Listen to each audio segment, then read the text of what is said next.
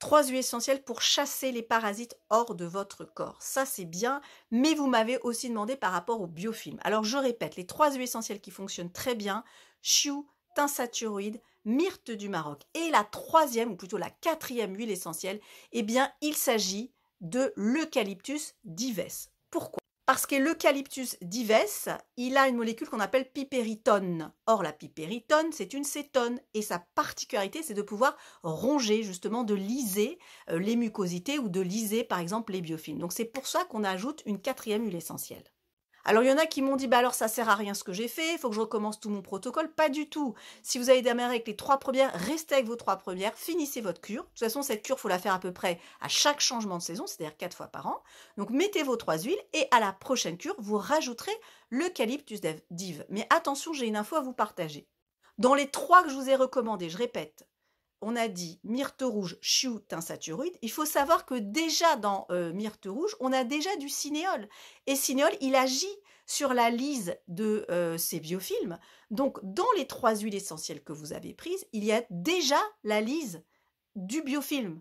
C'est pas qu'il n'y a pas. Mais si vous voulez renforcer l'action, je vous ai conseillé l'eucalyptus dives par rapport à piperitone, cétone. D'accord ? Comment ça se passe concrètement? Il y a différentes manières de faire. Je vais vous montrer une manière très simple. Vous prenez un flacon vide, par exemple, celui-là, il fait 30 ml. Je verse mes 4 huiles essentielles, ou mes 3 si j'en ai que 3. Et ensuite, je complète avec de l'huile d'olive. Et ensuite, je prends une petite goutte sur la langue une fois par jour. Démarrez avec une fois par jour. Il y en a qui iront 2 fois, 3 fois, 4 fois. On peut aller jusqu'à 6 gouttes par jour, d'accord? C'est quand même dilué. Mais moi, j'aime bien dire une fois par jour pour déjà voir comment le corps réagit. Et si vous voulez en savoir plus sur tout ce qui est huile essentielle, etc., comment ça agit, voici le livre du docteur Daniel Pénoël, mon père, livre qu'il a coécrit qui s'appelle L'aromathérapie exactement. Et bien dans ce livre, on vous révèle les secrets de secrets. En gros, ça veut dire comment les molécules, elles agissent, comment elles pratiquent la lise des mucosités, pourquoi ça agit sur les bactéries, etc. etc. Donc c'est un livre quand même où on va en profondeur dans la compréhension moléculaire et ça vous permet de répondre à des questions. Par exemple, on m'a posé la question, est-ce que clou de girofle, c'est intéressant justement par rapport au biofilm ? Eh bien non, pourquoi? Parce que le girofle clou, il n'a pas cette capacité de liser, comme par exemple, je vous ai dit, cétone ou cinéole. Le clou de girofle, c'est surtout le génol. Et le génol, ok pour attaquer, par exemple, des bactéries, des champignons, mais pas pour liser les mucosités. Vous comprenez? Liser les mucosités, c'est-à-dire liser les mucosités ou alors retirer ce biofilm, c'est vraiment une structure moléculaire particulière. Donc non pour le clou de girofle.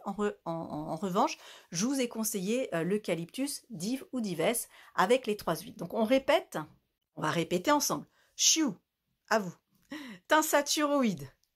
Myrte du Maroc et attention, l'eucalyptus, pas globulus, ne me dites pas globulus, l'eucalyptus dives. Voilà, j'espère que c'est clair.